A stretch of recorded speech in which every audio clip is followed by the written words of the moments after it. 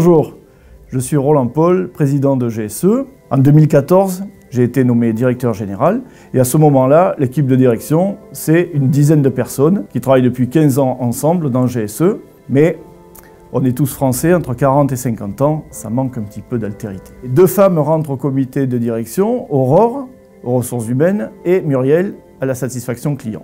J'ai rejoint GSE il y a 24 ans à la direction financière. GSE était une entreprise de taille moyenne. J'ai toujours travaillé avec des hommes, donc finalement l'arrivée chez GSE n'a pas été un changement pour moi sur ce point-là. Ce qui a été surtout différent, c'est que j'ai dû m'adapter à un nouveau métier et à une équipe de direction qui se connaissait bien et depuis longtemps. J'ai occupé différents postes au sein des ressources humaines avant de rejoindre le comité de direction en 2016 en tant que DRH du groupe. Même si je connaissais l'équipe de direction, j'ai été agréablement surprise par leur accueil et leur écoute. En arrivant au sein du comité de direction, j'ai ressenti un bon accueil, une écoute, mais pas de traitement de faveur lié au fait que je sois une femme. En fait, il fallait faire ses preuves finalement comme tout le monde. J'ai participé à la création du service ressources humaines de GSE qui compte aujourd'hui 460 collaborateurs.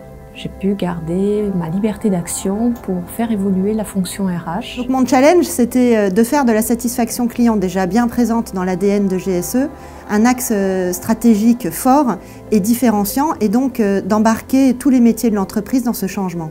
C'était donc clé pour moi d'obtenir l'adhésion du plus grand monde. Et j'ai pas du tout ressenti que le fait d'être une femme d'abord, et une femme non ingénieure qui plus est, soit un frein dans un milieu majoritairement masculin et très technique. Pour réussir dans ce poste en tant que femme, je pense qu'il est nécessaire d'avoir du caractère et beaucoup de persévérance.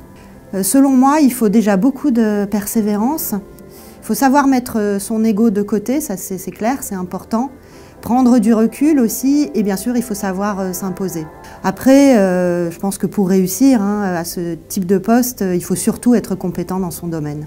Bien sûr, il n'y a pas à transiger sur les compétences. Françoise Giroud n'avait pas tort quand elle disait que la femme serait vraiment l'égale de l'homme le jour où on désignerait une femme incompétente à un poste important. Je suis fière de mon parcours chez GSE qui m'a fait confiance. Aujourd'hui, avec mon équipe, je travaille pour intégrer et promouvoir plus de femmes à des postes à responsabilité. Notre objectif à court terme est de faire progresser notre index de l'égalité entre les hommes et les femmes qui est actuellement de 84 sur 100 pour rejoindre les 100% très rapidement. Pour y arriver, nous avons notamment un plan de recrutement ambitieux de plus de 50 postes. Il nous reste du chemin pour avoir un bon équilibre femmes-hommes dans tous les métiers de GSE et c'est réellement le cap qui est pris.